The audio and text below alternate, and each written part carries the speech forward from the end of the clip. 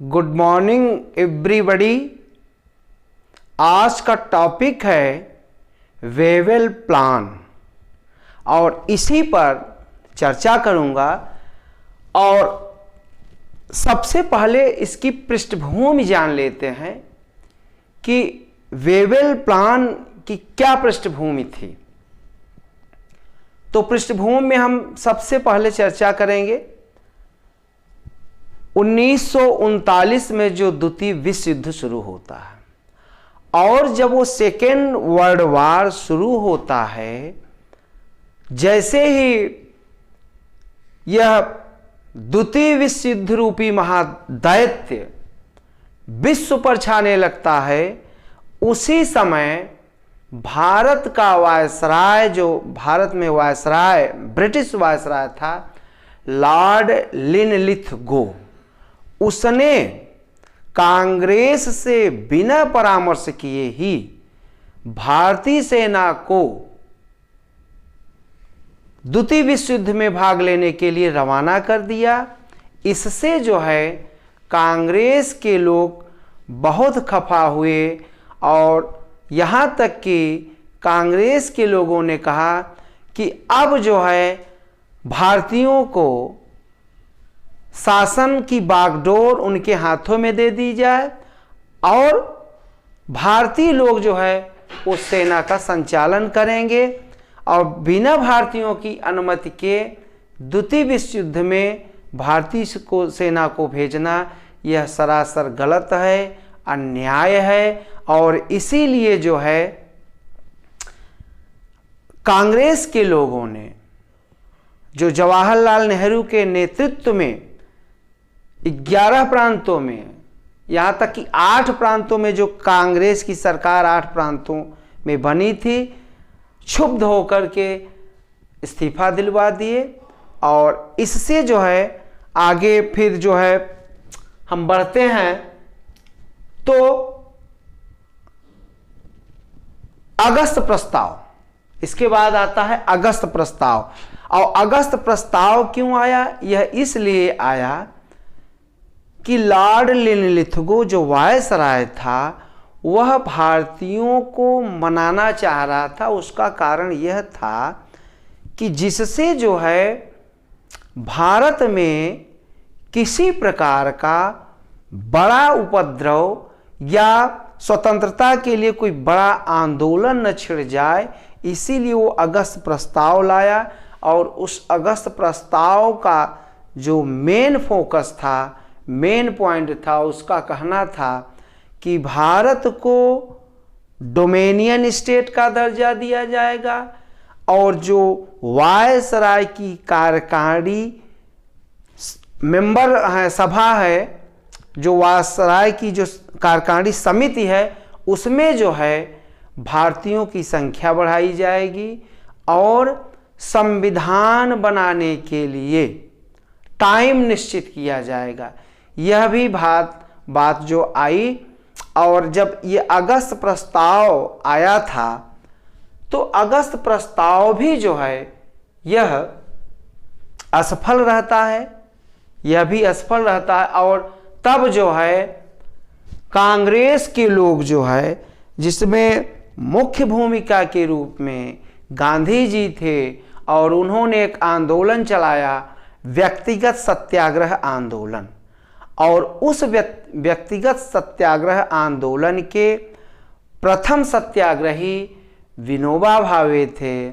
और फिर जो है इसमें लगभग देखते देखते 25,000 लोग तक जो है व्यक्तिगत सत्याग्रही हुए और यह आंदोलन भी जोर पकड़ने लगा था। और उसके बाद जो है व्यक्तिगत सत्याग्रह को अंग्रेजों ने चाहा कि इसको भी जो है हम समाप्त करें। और फिर जो है वो क्रिप्स मिशन क्रिप्स मिशन भी आता है और क्रिप्स मिशन के जो हेड थे सर स्टैनफोर्ड क्रिप्स, यह क्रिप्स मिशन आया। और क्रिप्स मिशन ने कहा कि युद्ध के समाप्त होते ही भारतीयों को संविधान बनाने के लिए टाइम दिया जाएगा और उसके बाद हम भारत को स्वतंत्रता देने के लिए भी बातचीत करेंगे। और जो संविधान बनाया जाएगा उसमें अल्पसंख्यकों के हितों की भी बात की जाएगी। अगर अल्पसंख्यकों के हितों का टकराव होता है तो ऐसे संविधान को हम नहीं मानेंगे। इसका मतलब यह होता है कि धीरे धीरे भारत में द्विराष्ट्र की राह जो है वो निकलती जा रही है। द्विराष्ट्र का सिद्धांत जो है आगे की ओर बढ़ता जा रहा है। और उसी समय 1940 में ही द्विराष्ट्र का सिद्धांत जो है वह पारित कर दिया था जिन्ना ने, मोहम्मद अली जिन्ना ने ये पारित करा दिया था। और द्विराष्ट्र सिद्धांत जो है ये आया था मार्च 1940 में। इसके तहत चूँकि जब प्रांतीय चुनावों में मुस्लिम लीग को एक भी राज्य में सरकार नहीं बना पाई, तो जब वो विफल हो जाती है, बहुमत नहीं प्राप्त कर पाती है, तब जिन्ना के मन में आया कि अब हमें केवल एक वर्ग को, एक धर्म को ले चलना है। और मुस्लिम लीग केवल मुसलमानों की बात करने लगे और द्विराष्ट्र का सिद्धांत मार्च 1900 उन्होंने चालू कर दिया। और इसके कारण जो है भारत में बहुत सारे उपद्रव, सांप्रदायिक तनाव बढ़ जाता है। और सांप्रदायिक तनाव बढ़ने के में जो है एक जब भारत छोड़ो आंदोलन 1942 में शुरू होता है, अंग्रेजों भारत छोड़ो, जिसको यूसुफ मेहर अली जिसने ये शब्द दिया था, और अंग्रेजों भारत छोड़ो ये आंदोलन चल गया। तो इसमें बहुत सारे जो है अंग्रेजों के खिलाफ भारत में उपद्रव होते हैं। और उसी में जो है भारत में सांप्रदायिकता भी बढ़ जाती है। बहुत सारे जो है सांप्रदायिक लोग, हिंदू मुस्लिम जो है राइट होता है। और इसी के बाद 1943 में जो है 43, उसी समय लिनलिथगो का कार्यकाल, मतलब लिनलिथगो का कार्यकाल समाप्त होता है। और भारत के वायसराय जो है वो बन कर आते हैं, उनका नाम था वेवेल। हाँ, एक बात और ध्यान दे लें, जब यह सारी समस्याएं हो रही हैं, द्वितीय विश्व युद्ध, उसके बाद अगस्त प्रस्ताव, व्यक्तिगत सत्याग्रह, भारत छोड़ो आंदोलन, और इसमें जो है एक तनाव जो है भारत में बढ़ता जा रहा है। संवैधानिक गतिरोध बढ़ता जा रहा है। और इसी गतिरोध को जो है समाप्त करने के लिए लॉर्ड वेवेल ने एक प्लान किया, और उसी प्लान का नाम है वेवेल प्लान। यह तो रही आपकी पृष्ठभूमि, इसी का नाम है वेवेल प्लान। और 1943 में वेवेल जो है वो भारत के वायसराय के रूप में आते हैं। और जब वेवेल वायसराय के रूप में आते हैं तो यहाँ की परिस्थितियाँ देखते हैं किस तरीके कांग्रेस और मुस्लिम लीग आपस में टकरा रही है, आपस में टकराहट है और एक तरीके से अराजकता व्याप्त है। तब इसी अराजकता को समाप्त करने के लिए वह जो है मार्च 1945 में ब्रिटेन वापस जाते हैं लॉर्ड वेवेल, और मार्च 1945 से मई 1945 तक वो आदमी ब्रिटेन में रहा। और जब वो ब्रिटेन में रहा तो उसके बाद वहीं से जो है वो ऑल रेडियो पर प्रसारण करता है। ऑल इंडिया रेडियो पर जो है वो भारत के नाम संदेश देता है। भारत के नाम संदेश देता। और संदेश देने से पहले जो है, पहले तो वो गया वहाँ पे, लॉर्ड वेवेल गए और वहाँ चर्चिल से बात किए, जो उस समय ब्रिटेन के पीएम थे। वो ब्रिटेन के पीएम थे। वहाँ पर वो चर्चिल से बात करते। अच्छा, एक बात और ध्यान दे लें आप लोग, जो वेवेल था, लॉर्ड वेवेल, वह 43 में आता है। मार्च 1945 से मई 1945 तक वो ब्रिटेन में रहा, और इसके पहले वह भारत का कमांडर इन चीफ भी था। भारत में मुख्य सेनापति के रूप में भी वह कार्य कर चुका था।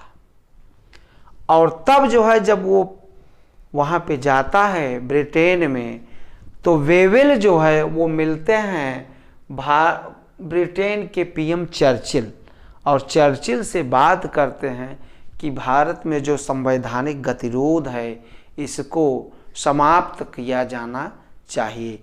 और उस समय भारत के जो सचिव थे, भारत के सचिव, उनका नाम था लॉर्ड एमरी। उनका नाम था लॉर्ड एमरी। और लॉर्ड एमरी जो है वह ब्रिटिश पार्लियामेंट में जो है वो भी अपना विचार जो है संवैधानिक गतिरोध के बारे में बताते हैं कि किस तरीके भारत के गतिरोध को जो है वो समाप्त किया जाता है। तो उस वेवेल प्लान को हम लोग देखें, उस वेवेल प्लान को देखें तो पहला जो था वो था, मुख्य पॉइंट इसका जो था, वेवेल ने कहा कि वायसराय की कार्यकारिणी का तुरंत विस्तार किया जाएगा। वायसराय की कार्यकारिणी का तुरंत विस्तार किया जाएगा और यह संख्या जो है 14 कर दी जाएगी, यह संख्या 14 कर दी जाएगी। लेकिन दो पद, एक तो वायसराय और दूसरा कमांडर इन चीफ, दो पद भारतीयों अंग्रेजों के पास रहेंगे, अर्थात ब्रिटेन के पास रहेंगे। बाकी जो है, बाकी 12 मेंबर जो है वो भारतीय रहेंगे। जहां वो 1-2 मेंबर रहते थे, अब यहाँ तक बात आ गई कि वो भी जान रहे हैं कि भारत को स्वतंत्रता देना धीरे धीरे दबाव बनता जा रहा है कि भारत को स्वतंत्रता दी जाए। इसीलिए वो 14 मेंबर में 2 मेंबर वायसराय और कमांडर इन चीफ को मांगते हैं, बाकी भारतीयों को। दूसरा, सवर्ण हिंदू एवं मुस्लिमों की संख्या कार्यकारिणी में बराबर होगी। सवर्ण हिंदू एवं मुसलमानों की संख्या कार्यकारिणी में बराबर होगी। दोनों, अर्थात मुसलमान मतलब मुस्लिम लीग का इतना दबाव जो है बढ़ता जा रहा है कि अब जो है भारत में जो वायसराय की कार्यकारिणी होगी उसमें बराबर पद सवर्ण हिंदू और मुस्लिम लीग। फिर तीसरा जो है वो पॉइंट आया कि वीटो का पावर, जो वायसराय की कार्यकारिणी थी, जिसे एक तरीके से ये कह लिया जाए कि ब्रिटिश सरकार या भारत सरकार जो थी, भारत सरकार में वायसराय उसकी कार्यकारिणी, तो उस समय तक वायसराय जो है वो वीटो कर सकता था, कार्यकारिणी की बातों को नहीं मानता था। लेकिन वेवेल प्लान के तहत यह कहा गया कि अब जो है वीटो वायसराय नहीं लगाएगा। और उसके बाद जो है यह कहा गया कि राजनीतिक दलों का एक सम्मिलित बैठक बुलाई जाएगी, और जब वो सम्मिलित बैठक बुलाई जाएगी तब उसमें जो है मेंबरों का चुनाव होगा सर्वसम्मति से, और वही मेंबर जो है कार्यकारिणी में रखे जाएंगे।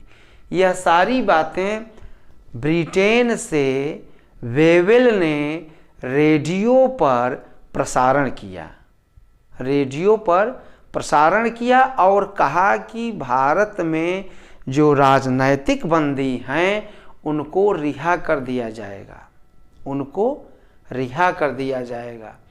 और जब यह बात उसने कहा तो भारतीय जनमानस में खुशी की लहर दौड़ गई, खुशी की लहर दौड़ गई। उनको लगा कि अब कुछ न कुछ जो है एक नया चीज़ मिलेगा, हो सकता है कि हमको स्वतंत्रता मिल जाए। और यह बात जो है उसने जब प्रसारण कर दिया तो यहाँ प्रसारित कर दिया तो भारतीय जनमानस में खुशी की लहर दौड़ गई। और जब लहर दौड़ती है तो वो भारत वापस आता है, लॉर्ड वेवेल जो है भारत वापस आता है। और शिमला में, चूंकि वेवेल जो वायसराय बैठते थे वो शिमला में बैठते थे उस समय, तो शिमला में जो है इसे को नाम दिया गया शिमला सम्मेलन। और 25 जून 1945 को शिमला सम्मेलन होता है और यह सम्मेलन 3 दिन तक चला। और इस सम्मेलन में यही बात रखी गई, क्या रखी गई? वेवेल ने कहा कि वायसराय की कार्यकारिणी का तुरंत विस्तार किया जाएगा, 14 मेंबर संख्या बढ़ाई जाएगी, वायसराय और कमांडर इन चीफ का पद अंग्रेजों के पास रहेगा, सवर्ण हिंदू और मुस्लिम की संख्या कार्यकारिणी में बराबर बराबर रखी जाएगी।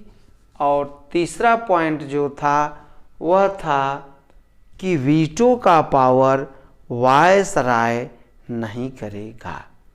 जब यह बात शिमला सम्मेलन में वेवेल ने रखी तो उस समय कांग्रेस के अध्यक्ष थे अबुल कलाम आज़ाद।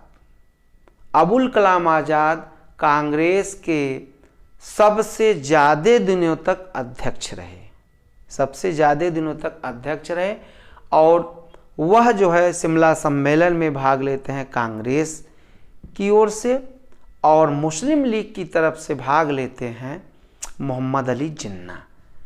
और यह 3 दिन तक जो है सम्मेलन चला और अंततः जो है जिन्ना ने इस जो 3 पॉइंट थे इनका उसने विरोध किया और कहा कि उसने कहा कि जो सवर्ण हिंदू हैं, सवर्ण हिंदू पर उसने विरोध किया। सवर्ण पर उसने कहा कि सवर्ण हिंदू से मतलब हो जाएगा कि इसमें SC ST और माइनॉरिटी सिख संप्रदाय और इनको भी इसमें शामिल होना चाहिए। अर्थात उसने कहा कि ये सवर्ण भर इसमें आया है, बाकी लोग भी जब इसमें शामिल होंगे तो इनकी संख्या बढ़ जाएगी। संख्या कैसे बढ़ेगी?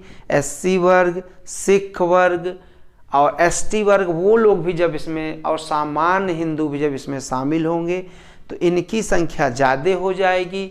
और जब इनकी संख्या ज़्यादा हो जाएगी तब हम लोग 1/3 हो जाएंगे, मुस्लिम लोग 1/3 हो जाएंगे। और इसी के कारण उसने इसका तगड़े से विरोध किया। और उसने दूसरा पॉइंट उठाया कि जो मुस्लिम संप्रदाय के लोग हैं, जो मुस्लिम कार्यकारिणी में मेंबर बनेंगे, उनको केवल और केवल मुस्लिम लीग ही भेजेगी, उनको केवल मुस्लिम लीग भेजेगी। यह 2 पॉइंट उसने उठा दिया। और चूँकि वो माइंडेड व्यक्ति था, एक वकील थे, और इसी के कारण इसका विरोध जो है जिन्ना की बातों का नेहरू ने किया। नेहरू ने किया, कहा कि हम इस तरीके की बात नहीं मानेंगे। और अबुल कलाम आज़ाद ने भी इसका विरोध किया, क्योंकि और जिन्ना की बात बिल्कुल सरासर गलत थी, इसलिए कि जो कांग्रेस पार्टी थी उसमें मुस्लिम वर्ग के लोग जो बुद्धिजीवी थे वो उसमें खुद थे, खुद उसमें शामिल थे। मैंने बताया था पिछले वीडियो में कि राष्ट्रवादी मुस्लिम और मुस्लिम राष्ट्रवादी, जिनके लिए देश पहले है फिर धर्म बाद में है, तो ऐसे लोग कांग्रेस में पहले से थे। और इसीलिए जो है कांग्रेस ने या उसमें मुख्य रूप से पंडित नेहरू ने इसका विरोध किया। और यह जो है यह सम्मेलन जो है शिमला सम्मेलन, यह समाप्त हो जाता है, अर्थात असफल हो जाता है। यह सम्मेलन असफल हो जाता है। और 11 जुलाई को मिले थे जिन्ना जो है मिले थे लॉर्ड वेवेल से, और वो इस तरीके की जब बात जिन्ना ने उठाया था, उसके कारण जो है यह असफल हुआ। और फिर जो है द्वितीय विश्व युद्ध 2 सितंबर 1945 को समाप्त होता है। 2 सितंबर 1945 को द्वितीय विश्व युद्ध समाप्त होता है। उसका समाप्त होने का मेन कॉज जो था वह था अमेरिका द्वारा हिरोशिमा और नागासाकी पर बम गिराया जाना। उसके बाद द्वितीय विश्व युद्ध समाप्त होता है। ब्रिटेन में आम चुनाव होता है और कंजर्वेटिव पार्टी चुनाव हार जाती है, अर्थात चर्चिल हार जाते हैं। और वहाँ पर उदार दल अर्थात लेबर पार्टी की सरकार बनती है। और लेबर पार्टी के जो पीएम बनते हैं वो क्लीमेट एटली बनते हैं। और क्लीमेट एटली एक उदारवादी व्यक्ति थे और उन्हीं के कार्यकाल में भारत को आज़ादी मिलती है। और उस 1946 में क्लीमेट एटली के 3 कैबिनेट मेंबर जो है वो भारत में आते हैं और उसका नाम है कैबिनेट मिशन। और ये कैबिनेट मिशन कल मैं जो है आप लोगों को बताऊंगा। एक बार आप लोग इसका स्क्रीनशॉट ले लें। धन्यवाद। और आज इतना ही। और जहाँ कहीं भी आप लोगों को नहीं समझ में आता है आप लोग मुझे कमेंट करेंगे, मैं बताऊंगा। Very important chapter. धन्यवाद।